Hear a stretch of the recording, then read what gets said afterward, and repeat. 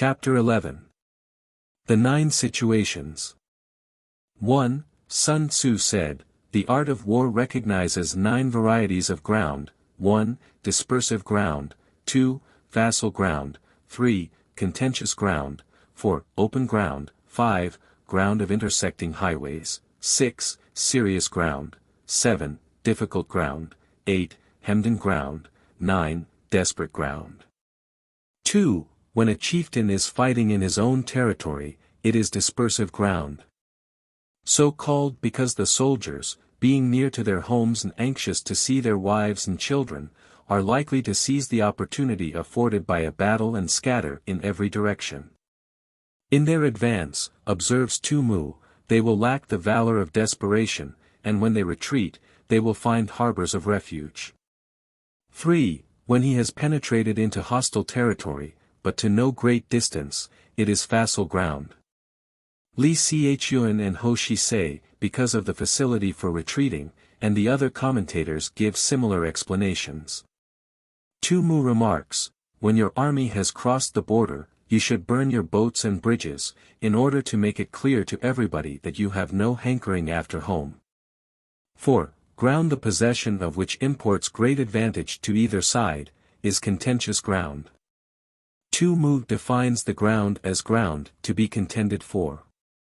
Tsao Kung says, ground on which the few and the weak can defeat the many and the strong, such as, the neck of a pass, instanced by Li Xiaoyun. Thus, Thermopylae was of this classification because the possession of it, even for a few days only, meant holding the entire invading army in check and thus gaining invaluable time.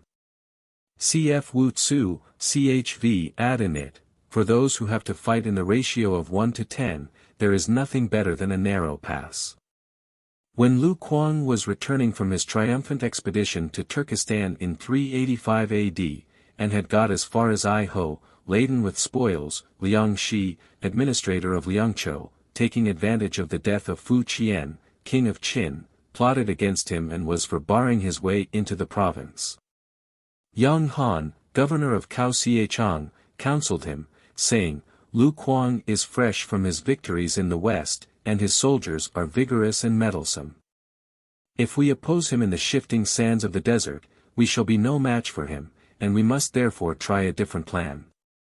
Let us hasten to occupy the defile at the mouth of the Kaowu Pass, thus cutting him off from supplies of water, and when his troops are prostrated with thirst, we can dictate our own terms without moving.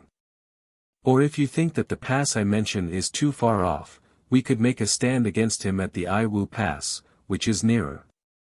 The cunning and resource of Tzu Fang himself would be expended in vain against the enormous strength of these two positions. Liang Shi, refusing to act on this advice, was overwhelmed and swept away by the invader. 5. Ground on which each side has liberty of movement is open ground. There are various interpretations of the Chinese adjective for this type of ground.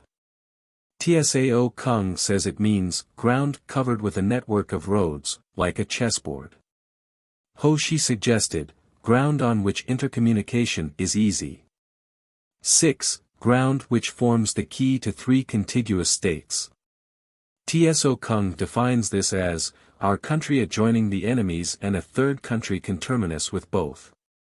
Meng Shi instances the small principality of Cheng, which was bounded on the northeast by Qi, on the west by Qin, and on the south by Chu. So that he who occupies it first has most of the empire at his command. The belligerent who holds this dominating position can constrain most of them to become his allies. Is ground of intersecting highways. 7. When an army has penetrated into the heart of a hostile country, leaving a number of fortified cities in its rear, it is serious ground. Wang Shi explains the name by saying that, when an army has reached such a point, its situation is serious. 8. Mountain forests. Or simply, forests. Rugged steeps, marshes and fens, all country that is hard to traverse, this is difficult ground. 9. Ground which is reached through narrow gorges, and from which we can only retire by tortuous paths, so that a small number of the enemy would suffice to crush a large body of our men, this is hemmed in ground. 10. Ground on which we can only be saved from destruction by fighting without delay, is desperate ground. The situation, as pictured by Tsao Kung, is very similar to the hemmed in ground, except that here escape is no longer possible, a lofty mountain in front, a large river behind, advance impossible, retreat blocked. Chen Hao says, to be on desperate ground is like sitting in a leaking boat or crouching in a burning house.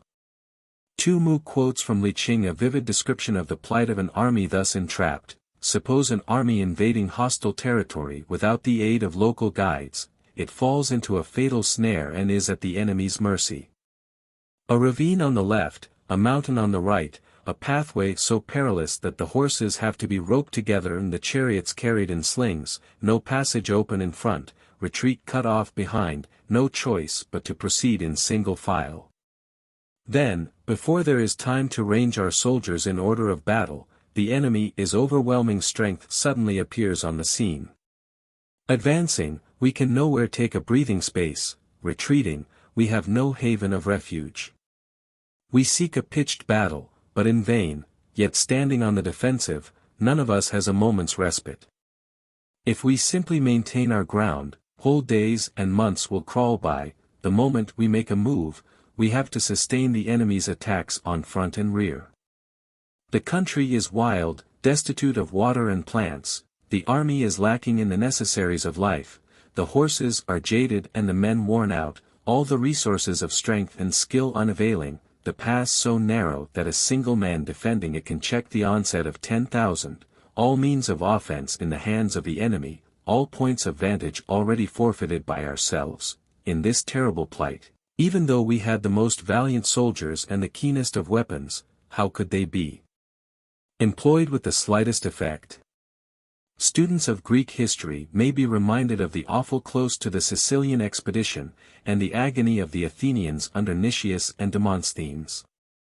See Thucydides, 7. 78 SQQ. 11. On dispersive ground, therefore, fight not. On facile ground, halt not. On contentious ground, attack not. But rather let all your energies be bent on occupying the advantageous position first. So Tsao Kung. Li Chun and others, however, suppose the meaning to be that the enemy has already forestalled us, sought that it would be sheer madness to attack. In the Sun Tzu Su Lu, when the king of Wu inquires what should be done in this case, Sun Tzu replies, the rule with regard to contentious ground is that those in possession have the advantage over the other side. If a position of this kind is secured first by the enemy, beware of attacking him. Lure him away by pretending to flee, show your banners and sound your drums, make a dash for other places that he cannot afford to lose, trail brushwood and raise a dust, confound his ears and eyes, detach a body of your best troops, and place it secretly in ambuscade. Then your opponent will sally forth to the rescue. 12. On open ground, do not try to block the enemy's way. Because the attempt would be futile, and would expose the blocking force itself to serious risks. There are two interpretations available here. I follow that of Chang Yu.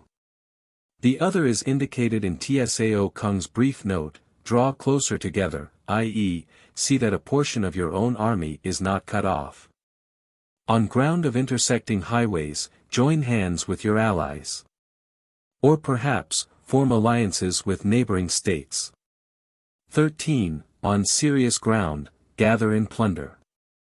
On this, Li Chun has the following delicious note, when an army penetrates far into the enemy's country, care must be taken not to alienate the people by unjust treatment. Follow the example of the Han Emperor Cao Tzu, whose march into Qin territory was marked by no violation of women or looting of valuables. Nota bene, this was in 207 BC, and may well cause us to blush for the Christian armies that entered Peking in 1900 AD. Thus he won the hearts of all. In the present passage, then, I think that the true reading must be, not plunder, but do not plunder. Alas, I fear that in this instance the worthy commentator's feelings outran his judgment. Tu Mu, at least, has no such illusions. He says, when encamped on serious ground, there being no inducement as yet to advance further, and no possibility of retreat, one ought to take measures for a protracted resistance by bringing in provisions from all sides, and keep a close watch on the enemy. In difficult ground, keep steadily on the march. Or, in the words of 8. Section 2, do not encamp. 14. On hemmed-in ground, resort to stratagem. Tso Kung says, try the effect of some unusual artifice, and Tu Yu amplifies this by saying, in such a position, some scheme must be devised which will suit the circumstances, and if we can succeed in deluding the enemy, the peril may be escaped. This is exactly what happened on the famous occasion when Hannibal was hemmed in among the mountains on the road to Casilinum, and to all appearances entrapped by the dictator Fabius. The stratagem which Hannibal devised to baffle his foes was remarkably like that which Tin Tan had also employed with success exactly 62 years before. C9. Section 24, Note. When night came on, bundles of twigs were fastened to the horns of some 2,000 oxen and set on fire, the terrified animals being then quickly driven along the mountain side towards the passes which were beset by the enemy. The strange spectacle of these rapidly moving lights so alarmed and discomfited the Romans that they withdrew from their position, and Hannibal's army passed safely through the defile. See Polybius, 3.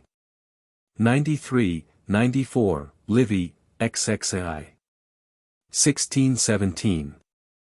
On desperate ground, fight. For, as Chia Lin remarks, if you fight with all your might, there is a chance of life, whereas death is certain if you cling to your corner.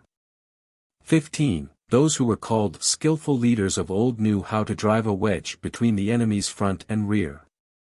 More literally, cause the front and rear to lose touch with each other.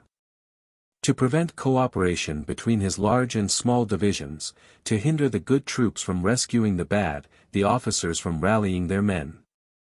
16. When the enemy's men were scattered, they prevented them from concentrating, even when their forces were united, they managed to keep them in disorder. 17. When it was to their advantage, they made a forward move, when otherwise, they stopped still. Mei Yao Chn connects this with the foregoing, having succeeded in thus dislocating the enemy, they would push forward in order to secure any advantage to be gained, if there was no advantage to be gained, they would remain where they were. 18. If asked how to cope with a great host of the enemy in orderly array and on the point of marching to the attack, I should say, begin by seizing something which your opponent holds dear, then he will be amenable to your will. Opinions differ as to what Sun Tzu had in mind. Tso Kung thinks it is some strategical advantage on which the enemy is depending. Tu Mu says, the three things which an enemy is anxious to do, and on the accomplishment of which his success depends, are, 1. To capture our favorable positions, 2. To ravage our cultivated land, 3. To guard his own communications. Our object then must be to thwart his plans in these three directions and thus render him helpless. Cf. 3. Section 3. By boldly seizing the initiative in this way, you at once throw the other side on the defensive. 19. Rapidity is the essence of war. According to Tu Mu, this is a summary of leading principles in warfare, and he adds, these are the profoundest truths of military science, and the chief business of the general. The following anecdotes, told by Ho Shi, shows the importance attached to speed by two of China's greatest generals. In 227 AD, Meng Ta, governor of Hsnchang under the Wei Emperor Wen Ti, was meditating defection to the house of Shu, and had entered into correspondence with Chukao Liang, prime minister of that state. The Wei general Su Ma I was then military governor of Wan, and getting wind of Meng Ta's treachery, he at once set off with an army to anticipate his revolt, having previously cajoled him by a specious message of friendly import. Su Ma's officers came to him and said, if Meng Ta has leagued himself with Wu and Shu, the matter should be thoroughly investigated before we make a move. Sima Ai replied, Meng Ta is an unprincipled man, and we ought to go and punish him at once, while he is still wavering and before he has thrown off the mask. Then, by a series of forced marches, be brought his army under the walls of Hsncheng within a space of 8 days. Now Meng Ta had previously said in a letter to Chukao Liang, "One is 1,200 li from here.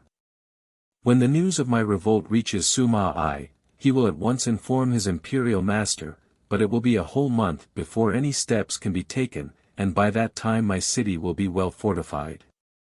Besides, Sima Ai is sure not to come himself, and the generals that will be sent against us are not worth troubling about." The next letter, however, was filled with consternation.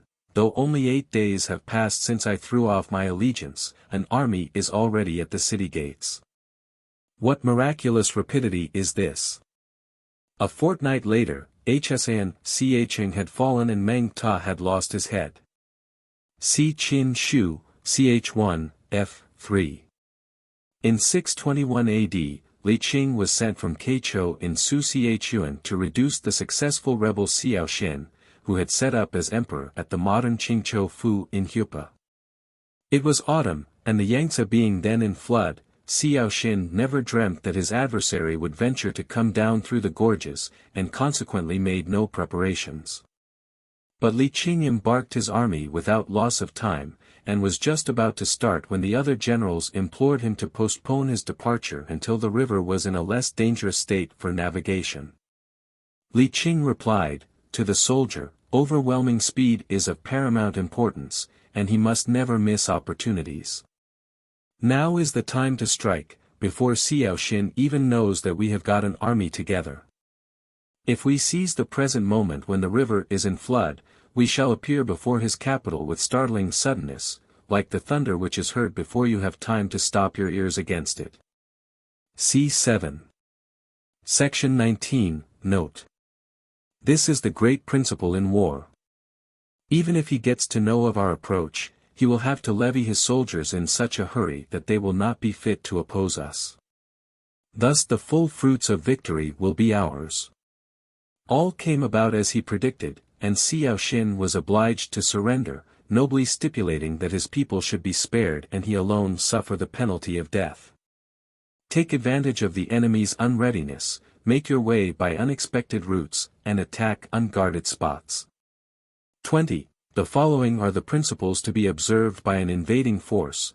The further you penetrate into a country, the greater will be the solidarity of your troops, and thus the defenders will not prevail against you. 21. Make forays in fertile country in order to supply your army with food. Cf. Supra, Section 13. Li Chuan does not venture on a note here. 22. Carefully study the well-being of your men.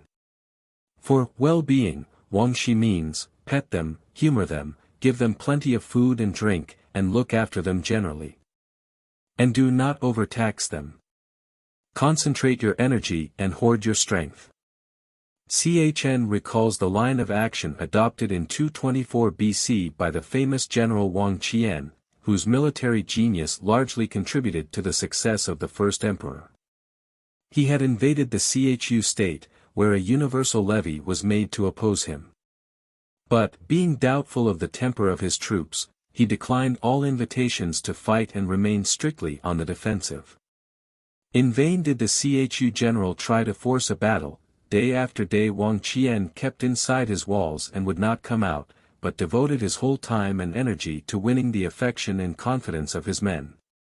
He took care that they should be well fed, sharing his own meals with them, provided facilities for bathing, and employed every method of judicious indulgence to weld them into a loyal and homogeneous body. After some time had elapsed, he told off certain persons to find out how the men were amusing themselves. The answer was, that they were contending with one another in putting the weight and long jumping. When Wang Qian heard that they were engaged in these athletic pursuits, he knew that their spirits had been strung up to the required pitch and that they were now ready for fighting. By this time the Chu army, after repeating their challenge again and again, had marched away eastwards in disgust.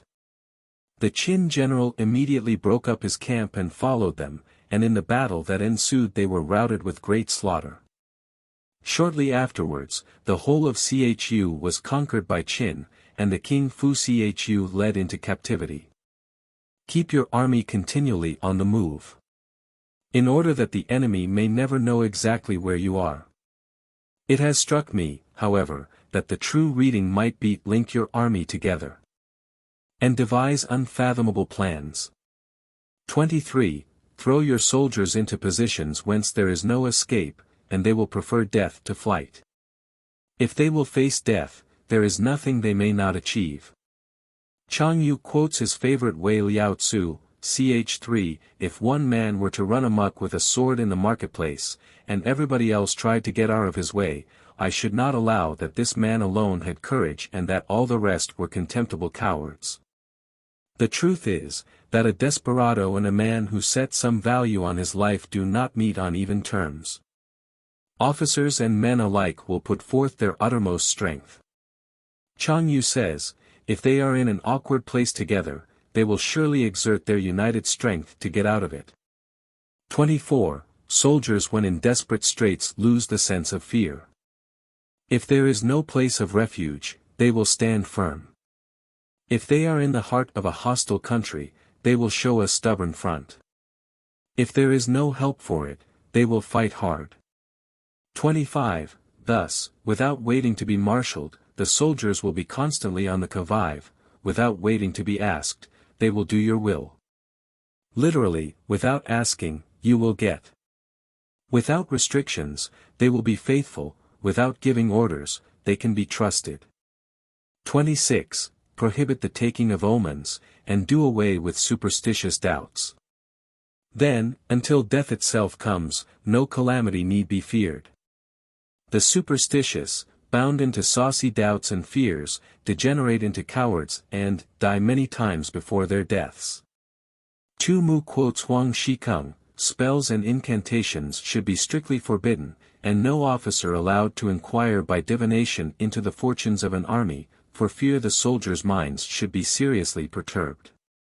The meaning is, he continues, that if all doubts and scruples are discarded, your men will never falter in their resolution until they die. 27. If our soldiers are not overburdened with money, it is not because they have a distaste for riches. If their lives are not unduly long, it is not because they are disinclined to longevity. Chang Yu has the best note on this passage. Wealth and long life are things for which all men have a natural inclination.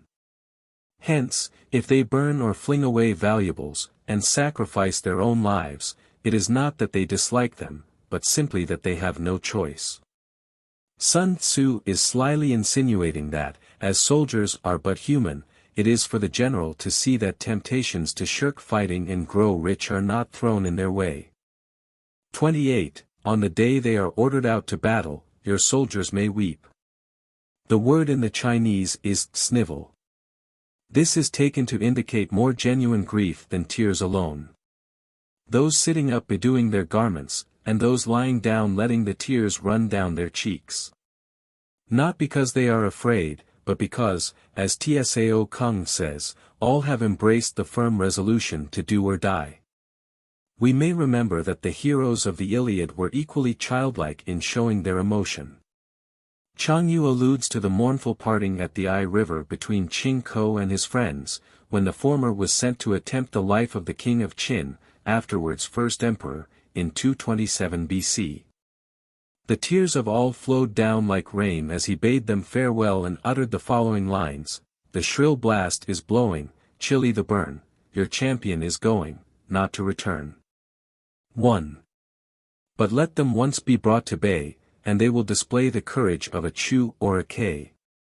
Chu was the personal name of Chuan Chu, a native of the Wu state and contemporary with Sun Tzu himself, who was employed by Kung Tzu Kuang, better known as Ho Lu Wang, to assassinate his sovereign Wang Liao with a dagger which he secreted in the belly of a fish served up at a banquet.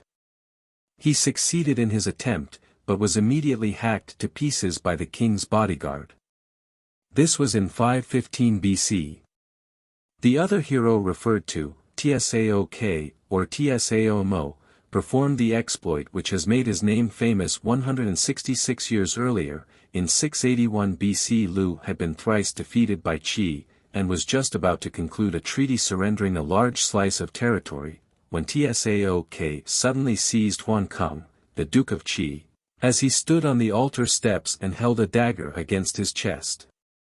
None of the Duke's retainers dared to move a muscle, and Tsaok proceeded to demand full restitution, declaring the Lu was being unjustly treated because she was a smaller and a weaker state. Huan Kang, in peril of his life, was obliged to consent, whereupon Tsaok flung away his dagger and quietly resumed his place amid the terrified assemblage without having so much as changed color. As was to be expected, the Duke wanted afterwards to repudiate the bargain, but his wise old counselor Quan Chung pointed out to him the impolicy of breaking his word, and the upshot was that this bold stroke regained for Lu the whole of what she had lost in 3 pitched battles. 29. The skillful tactician may be likened to the Shuaijian. Now the Shuaijian is a snake that is found in the Chang Mountains. Shuaijian means suddenly or rapidly, and the snake in question was doubtless so called owing to the rapidity of its movements. Through this passage, the term in the Chinese has now come to be used in the sense of military maneuvers. Strike at its head, and you will be attacked by its tail; strike at its tail, and you will be attacked by its head; strike at its middle, and you will be attacked by head and tail both. 30. Asked if an army can be made to imitate the Shuaijian. That is, as Mei Yao Chen says, is it possible to make the front and rear of an army each swiftly responsive to attack on the other, just as though they were part of a single living body? I should answer, yes. For the men of Wu and the men of Yu are enemies. Cf 6. Section 21. Yet if they are crossing a river in the same boat and are caught by a storm, they will come to each other's assistance just as the left hand helps the right. The meaning is, if 2 enemies will help each other in a time of common peril, how much more should 2 parts of the same army, bound together as they are by every tie of interest and fellow feeling. Yet it is notorious that many a campaign has been ruined through lack of cooperation, especially in the case of allied armies. 31. Hence it is not enough to put one's trust in the tethering of horses, and the burying of chariot wheels in the ground. These quaint devices to prevent one's army from running away recall the Athenian hero Sophanes, who carried the anchor with him at the Battle of Plataea, by means of which he fastened himself firmly to one spot. See Herodotus, 9. 74. It is not enough, says Sun Tzu, to render flight impossible by such mechanical means. You will not succeed unless your men have tenacity and unity of purpose, and, above all, a spirit of sympathetic cooperation. This is the lesson which can be learned from the Shuaijian. 32. The principle on which to manage an army is to set up one standard of courage which all must reach. Literally, level the courage of all, as though it were that of one. If the ideal army is to form a single organic whole, then it follows that the resolution and spirit of its component parts must be of the same quality, or at any rate must not fall below a certain standard. Wellington's seemingly ungrateful description of his army at Waterloo as the worst he had ever commanded meant no more than that it was deficient in this important particular, unity of spirit and courage. Had he not foreseen the Belgian defections and carefully kept those troops in the background, he would almost certainly have lost the day. 33. How to make the best of both strong and weak, that is a question involving the proper use of ground. Mei Yao Chen's paraphrase is, the way to eliminate the differences of strong and weak and to make both serviceable is to utilize accidental features of the ground. Less reliable troops, if posted in strong positions, will hold out as long as better troops on more exposed terrain. The advantage of position neutralizes the inferiority in stamina and courage.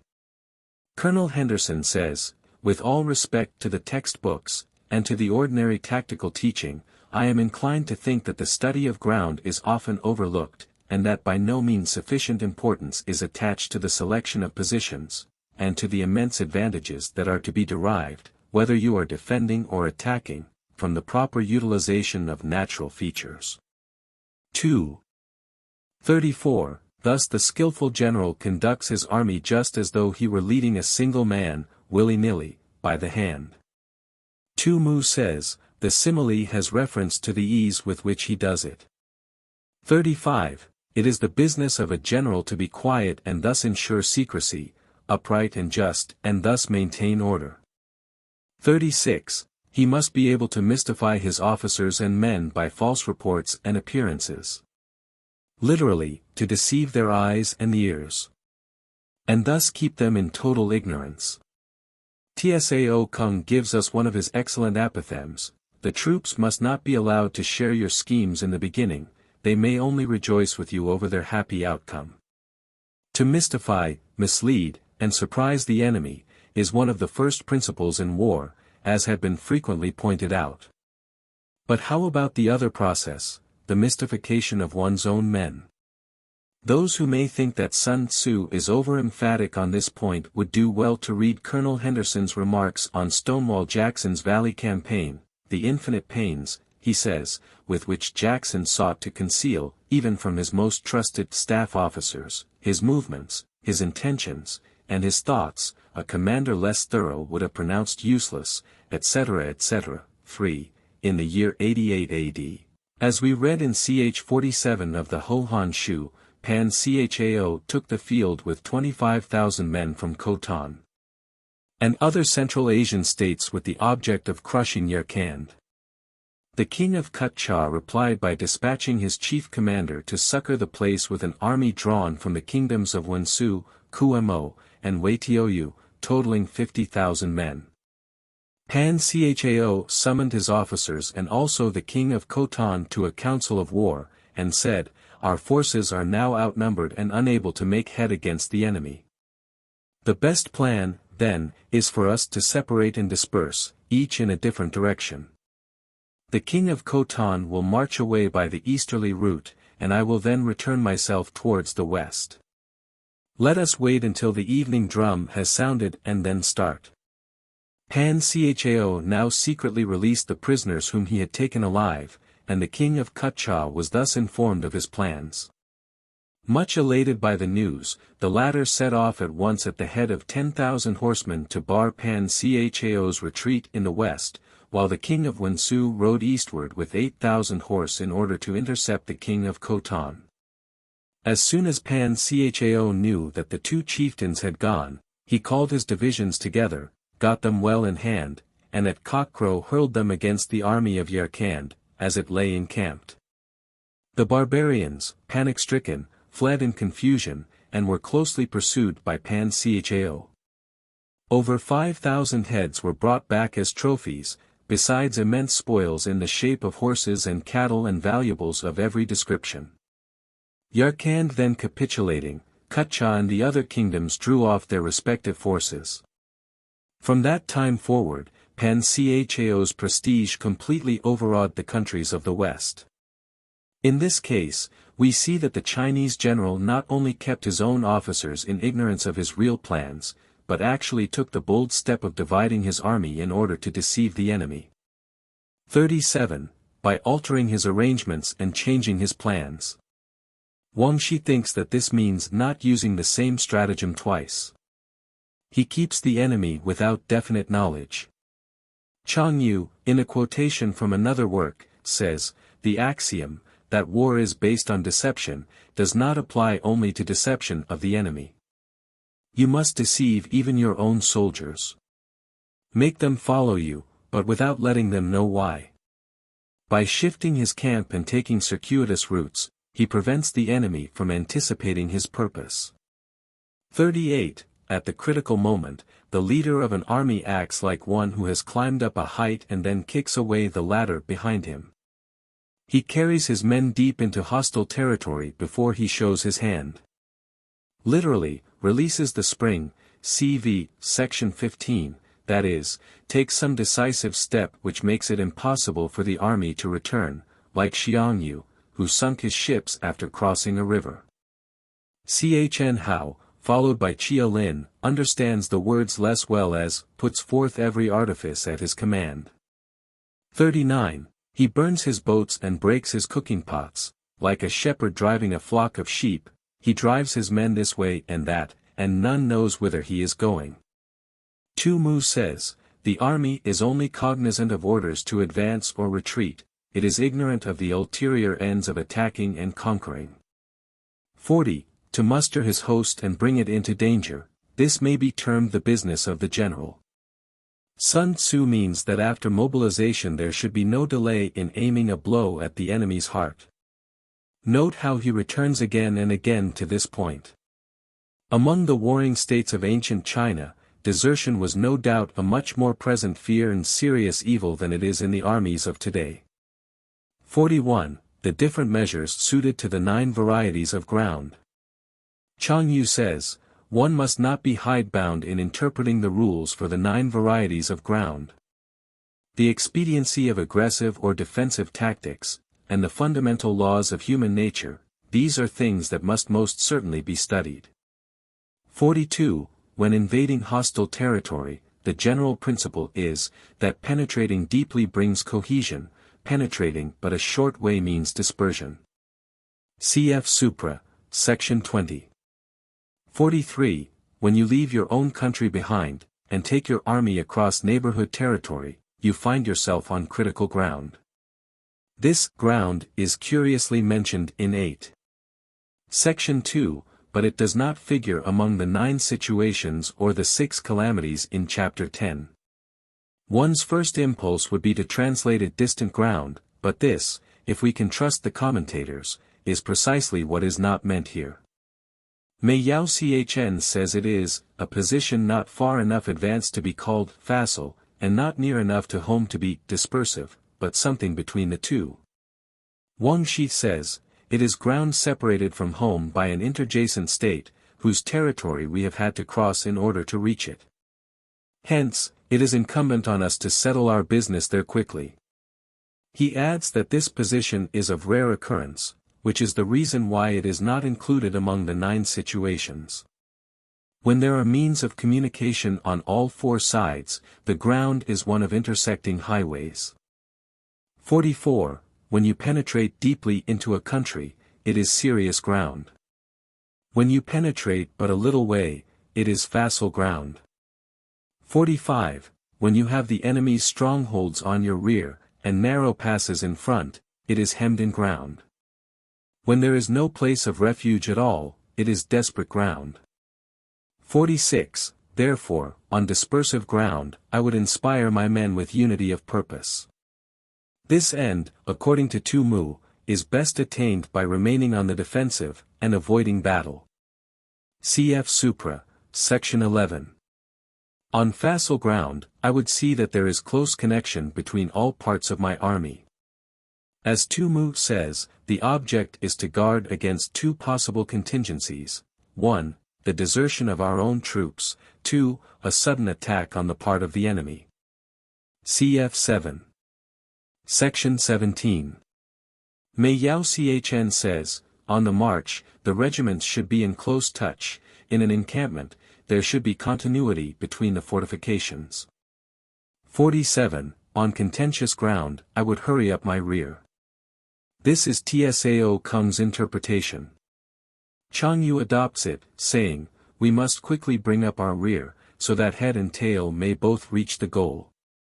That is, they must not be allowed to straggle up a long way apart. Mei Yao Chn offers another equally plausible explanation, supposing the enemy has not yet reached the coveted position, and we are behind him, we should advance with all speed in order to dispute its possession. Chen Hao, on the other hand, assuming that the enemy has had time to select his own ground, quote 6. Section 1, where Sun Tzu warns us against coming exhausted to the attack. His own idea of the situation is rather vaguely expressed. If there is a favorable position lying in front of you, detach a picked body of troops to occupy it, then if the enemy, relying on their numbers, come up to make a fight for it, you may fall quickly on their rear with your main body, and victory will be assured. It was thus, he adds, that Chao Shi beat the army of Qin. See page 57. 48. On open ground, I would keep a vigilant eye on my defenses. On ground of intersecting highways, would consolidate my alliances. 49. On serious ground, I would try to ensure a continuous stream of supplies. The commentators take this as referring to forage and plunder, not, as one might expect, to an unbroken communication with a home base. On difficult ground, I would keep pushing on along the road. 50. On hemmed-in ground, I would block any way of retreat. Meng Shi says, to make it seem that I meant to defend the position, whereas my real intention is to burst suddenly through the enemy's lines. Mei Yao Chn says, in order to make my soldiers fight with desperation. Wang Shi says, fearing lest my men be tempted to run away. Tu Mu points out that this is the converse of 7. 36, where it is the enemy who is surrounded. In 532 AD, Cao Huan, afterwards emperor and canonized as Shen Wu, was surrounded by a great army under Chu Chao and others. His own force was comparatively small, consisting only of 2,000 horse and something under 30,000 foot. The lines of investment had not been drawn very closely together, gaps being left at certain points. But Cao Huan, instead of trying to escape, actually made a shift to block all the remaining outlets himself by driving into them a number of oxen and donkeys roped together. As soon as his officers and men saw that there was nothing for it but to conquer or die, their spirits rose to an extraordinary pitch of exaltation, and they charged with such desperate ferocity that the opposing ranks broke and crumbled under their onslaught. On desperate ground, I would proclaim to my soldiers the hopelessness of saving their lives. Tu Yu says, burn your baggage and impedimenta, throw away your stores and provisions, choke up the wells, destroy your cooking stoves, and make it plain to your men that they cannot survive, but must fight to the death. Mei Yao Chn says, the only chance of life lies in giving up all hope of it. This concludes what Sun Tzu has to say about grounds, and the variations corresponding to them. Reviewing the passages which bear on this important subject, we cannot fail to be struck by the desultory and unmethodical fashion in which it is treated. Sun Tzu begins abruptly in 8. Section 2 to enumerate variations, before touching on grounds at all, but only mentions 5, namely numbers 7, 5, 8 and 9 of the subsequent list, and one that is not included in it. A few varieties of ground are dealt with in the earlier portion of Chapter 9, and then Chapter 10 sets forth 6 new grounds, with 6 variations of plan to match. None of these is mentioned again, though the first is hardly to be distinguished from ground number 4 in the next chapter. At last, in Chapter 11, we come to the 9 grounds par excellence, immediately followed by the variations. This takes us down to Section 14. In sections 43 through 45, fresh definitions are provided for numbers 5, 6, 2, 8 and 9, in the order given, as well as for the 10th ground noticed in Chapter 8, and finally, the 9 variations are enumerated once more from beginning to end, all, with the exception of 5, 6 and 7, being different from those previously given. Though it is impossible to account for the present state of Sun Tzu's text, a few suggestive facts may be brought into prominence. 1. Chapter 8, according to the title, should deal with 9 variations, whereas only 5 appear. 2. It is an abnormally short chapter. 3. Chapter 11 is entitled The 9 Grounds. Several of these are defined twice over, besides which there are 2 distinct lists of the corresponding variations. 4. The length of the chapter is disproportionate, being double that of any other except 9. I do not propose to draw any inferences from these facts, beyond the general conclusion that Sun Tzu's work cannot have come down to us in the shape in which it left his hands, Chapter 8 is obviously defective and probably out of place, while 11 seems to contain matter that has either been added by a later hand or ought to appear elsewhere. 51. For it is the soldier's disposition to offer an obstinate resistance when surrounded, to fight hard when he cannot help himself, and to obey promptly when he has fallen into danger. Chang Yu alludes to the conduct of Pan Cao's devoted followers in 73 AD. The story runs thus in the Ho Han Shu, ch. 47, when Pan Cao arrived at Shan Shan, Kuang, the king of the country, received him at first with great politeness and respect, but shortly afterwards his behavior underwent a sudden change, and he became remiss and negligent. Pan Cao spoke about this to the officers of his suite. "Have you noticed," he said, "that Kuang's polite intentions are on the wane? This must signify that envoys have come from the northern barbarians, and that consequently he is in a state of indecision, not knowing with which side to throw in his lot. That surely is the reason. The truly wise man, we are told, can perceive things before they have come to pass, how much more, then, those that are already manifest." Thereupon he called one of the natives who had been assigned to his service, and set a trap for him, saying, "Where are those envoys from the Sungnu who arrived some day ago?" The man was so taken aback that between surprise and fear he presently blurted out the whole truth. Pan Cao, keeping his informant carefully under lock and key, then summoned a general gathering of his officers, 36 in all, and began drinking with them.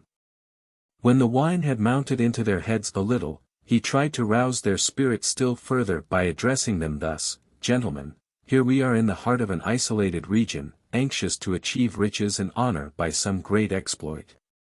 Now it happens that an ambassador from the Sungno arrived in this kingdom only a few days ago, and the result is that the respectful courtesy extended towards us by our royal host has disappeared. Should this envoy prevail upon him to seize our party and hand us over to the Sungno, our bones will become food for the wolves of the desert. What are we to do?" With one accord, the officers replied, "Standing as we do in peril of our lives, we will follow our commander through life and death." For the sequel of this adventure, see Chapter 12. Section 1, Note 52. We cannot enter into alliance with neighboring princes until we are acquainted with their designs. We are not fit to lead an army on the march unless we are familiar with the face of the country, its mountains and forests, its pitfalls and precipices, its marshes and swamps. We shall be unable to turn natural advantages to account unless we make use of local guides. These 3 sentences are repeated from 7.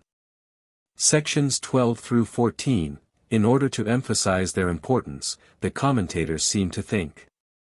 I prefer to regard them as interpolated here in order to form an antecedent to the following words. With regard to local guides, Sun Tzu might have added that there is always the risk of going wrong, either through their treachery or some misunderstanding such as Livy records, XXII. 13. Hannibal, we are told, ordered a guide to lead him into the neighborhood of Casinum, where there was an important pass to be occupied, but his Carthaginian accent, unsuited to the pronunciation of Latin names, caused the guide to understand Casilinum instead of Casinum, and turning from his proper route, he took the army in that direction, the mistake not being discovered until they had almost arrived. 53. To be ignorant of any one of the following 4 or 5 principles does not befit a warlike prince. 54. When a warlike prince attacks a powerful state, his generalship shows itself in preventing the concentration of the enemy's forces. He overawes his opponents, and their allies are prevented from joining against him. Mei Tao-Chn constructs one of the chains of reasoning that are so much affected by the Chinese. In attacking a powerful state, if you can divide her forces, you will have a superiority in strength. If you have a superiority in strength, you will overawe the enemy. If you overawe the enemy, the neighboring states will be frightened, and if the neighboring states are frightened, the enemy's allies will be prevented from joining her. The following gives a stronger meaning: if the great state has once been defeated, before she has had time to summon her allies, then the lesser states will hold aloof and refrain from massing their forces. Chen Hao and Chang Yu take the sentence in quite another way. The former says, powerful though a prince may be, if he attacks a large state, he will be unable to raise enough troops, and must rely to some extent on external aid. If he dispenses with this, and with overweening confidence in his own strength, simply tries to intimidate the enemy, he will surely be defeated. Chang Yu puts his view thus: if we recklessly attack a large state, our own people will be discontented and hang back. But if, as will then be the case, our display of military force is inferior by half to that of the enemy, the other chieftains will take fright and refuse to join us. 55. Hence he does not strive to ally himself with all and sundry, nor does he foster the power of other states. He carries out his own secret designs, keeping his antagonists in awe. The train of thought, as said by Li Xichuan, appears to be this: secure against a combination of his enemies, he can afford to reject entangling alliances and simply pursue his own secret designs. His prestige enables him to dispense with external friendships. Thus he is able to capture their cities and overthrow their kingdoms. This paragraph, though written many years before the Qin state became a serious menace, is not a bad summary of the policy by which the famous six chancellors gradually paved the way for her final triumph under Shi Huangti. Chang Yu, following up his previous note, thinks that Sun Tzu is condemning this attitude of cold-blooded selfishness and haughty isolation. 56. Bestow rewards without regard to rule. Wu Tzu, ch. 3, less wisely says, let advance be richly rewarded and retreat be heavily punished. Issue orders. Literally, hang, or post up. Without regard to previous arrangements. In order to prevent treachery, says Wang Shi. The general meaning is made clear by Tsao Kung's quotation from the Summa Fa, give instructions only on sighting the enemy, give rewards when you see deserving deeds. Tsao Kung's paraphrase: the final instructions you give to your army should not correspond with those that have been previously posted up. Chang Yu simplifies this into, your arrangements should not be divulged beforehand. And Chia Lin says, there should be no fixity in your rules and arrangements. Not only is there danger in letting your plans be known, but war often necessitates the entire reversal of them at the last moment.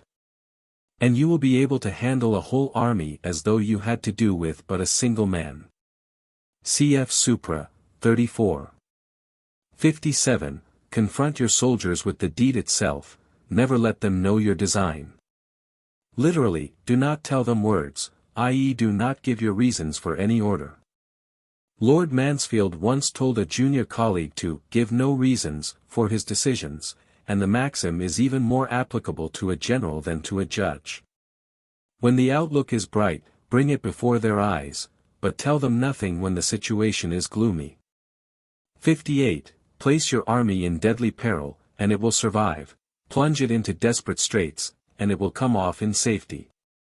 These words of Sun Tzu were once quoted by Han Hsan in explanation of the tactics he employed in one of his most brilliant battles, already alluded to on page 28. In 204 BC, he was sent against the army of Chao, and halted 10 miles from the mouth of the Qingxing Pass, where the enemy had mustered in full force. Here, at midnight, he detached a body of 2,000 light cavalry, every man of which was furnished with a red flag. Their instructions were to make their way through narrow defile and keep a secret watch on the enemy. When the men of Chao see me in full flight, Han Hsan said, they will abandon their fortifications and give chase. This must be the sign for you to rush in, pluck down the Chao standards and set up the red banners of Han in their stead. Turning then to his other officers, he remarked, our adversary holds a strong position, and is not likely to come out and attack us until he sees the standard and drums of the commander-in-chief, for fear I should turn back and escape through the mountains. So saying, he first of all sent out a division consisting of 10,000 men, and ordered them to form in line of battle with their backs to the river Ti. Seeing this maneuver, the whole army of Chao broke into loud laughter. By this time it was broad daylight, and Han Hsan, displaying the Generalissimo's flag, marched out of the pass with drums beating, and was immediately engaged by the enemy. A great battle followed, lasting for some time, until at length Han Hsan and his colleague Chang Ni, leaving drums and banner on the field, fled to the division on the river bank, where another fierce battle was raging. The enemy rushed out to pursue them and to secure the trophies, thus denuding their ramparts of men, but the two generals succeeded in joining the other army, which was fighting with the utmost desperation. The time had now come for the 2,000 horsemen to play their part. As soon as they saw the men of Chao following up their advantage, they galloped behind the deserted walls, tore up the enemy's flags and replaced them by those of Han. When the Chao army looked back from the pursuit, the sight of these red flags struck them with terror. Convinced that the Hans had got in and overpowered their king, they broke up in wild disorder, every effort of their leader to stay the panic being in vain. Then the Han army fell on them from both sides and completed the rout, killing a number and capturing the rest, amongst whom was King Yi himself. After the battle, some of Han Hsian's officers came to him and said, "In the art of war we are told to have a hill or tumulus on the right rear, and a river or marsh on the left front. This appears to be a blend of Sun Tzu and Tai Kung. C9 Section 9, and note. You, on the contrary, ordered us to draw up our troops with the river at our back. Under these conditions, how did you manage to gain the victory?" The general replied, "I fear you gentlemen have not studied the art of war with sufficient care. Is it not written there, plunge your army into desperate straits and it will come off in safety, place it in deadly peril and it will survive? Had I taken the usual course, I should never have been able to bring my colleague round. What says the military classic, swoop down on the marketplace and drive the men off to fight? This passage does not occur in the present text of Sun Tzu. If I had not placed my troops in a position where they were obliged to fight for their lives, but had allowed each man to follow his own discretion, there would have been a general debandade, and it would have been impossible to do anything with them." The officers admitted the force of his argument, and said, "These are higher tactics than we should have been capable of." See Ch Yen Han Shu, Ch 34, ff 4, 5.